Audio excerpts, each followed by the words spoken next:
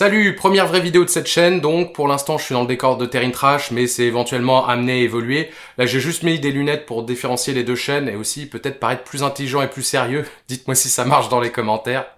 En tout cas par la suite il y aura peut-être même si ça se trouve un décor différent pratiquement à chaque vidéo.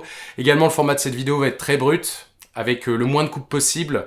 Pareil, c'est amené à évoluer, dites-moi ce que vous en pensez. Là, c'est voulu. Vous pouvez me dire ce que vous en pensez dans les commentaires, puisque là, on est en phase de test. Et cette chaîne est amenée à évoluer perpétuellement également. Pour en venir au sujet du jour, je voulais faire une espèce de réponse à Tatiana Ventose par rapport à une vidéo sur le fétichisme des années 80-90 qu'elle a sortie déjà il y a un petit moment, dans laquelle elle insistait fortement sur ce que j'appelle le mythe du 11 septembre 2001. Alors ceux qui en voyant le titre ont cru que j'allais défendre des thèses du complot, c'est très mal me connaître.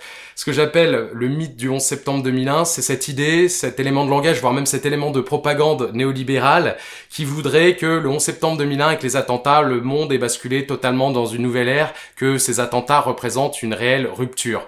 Alors que selon moi, au mieux, ce qu'ont fait ces attentats, c'est faire accepter à l'opinion publique ce que l'idéologie dominante véhiculait déjà dans les médias, cette obsession pour le terrorisme international et précisément le terroriste islamiste. Je vous invite à consulter des archives de JT de la fin des années 90 et vous verrez qu'on parlait déjà beaucoup, que ce soit en France ou aux États-Unis, de ce terrorisme international et qu'on en parlait également de la même façon. D'ailleurs, les États-Unis avaient déjà désigné Osama Ben Laden comme plus ou moins l'ennemi public numéro 1 pour des attentats qu'ils n'avaient pas revendiqués d'ailleurs. Et ça m'amène au cœur du sujet dont je voulais vous parler, puisque je voulais vous parler de Attempts on a Life de Martin Krimp, Atteinte à sa vie de Martin Krimp, qui est une pièce de théâtre qui est surtitrée 17 scénarios pour le théâtre et qui se veut une photographie de son époque, à savoir la fin des années 90, puisque la première représentation a eu lieu en mars 1997 à Londres.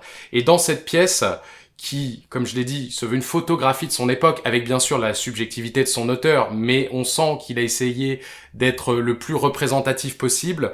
On voit qu'il y avait déjà à l'époque une obsession pour le terrorisme international. D'ailleurs, il y a même un de ces 17 scénarios qui s'appelle The Threat of International Terrorism Trademark. Voilà, donc la menace du terrorisme international avec un petit trademark derrière, ironique, qui prouve que on était déjà obsédé par ça dans les médias.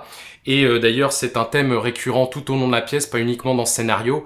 Dans les thèmes qu'on voit, il y a également l'instabilité des pays de l'Est, l'obsession des êtres humains, surtout des personnalités publiques, pour leur image dans les médias, et également la pornographie. Donc vous voyez, totalement une continuité entre la fin des années 90 et l'après 11 septembre 2001.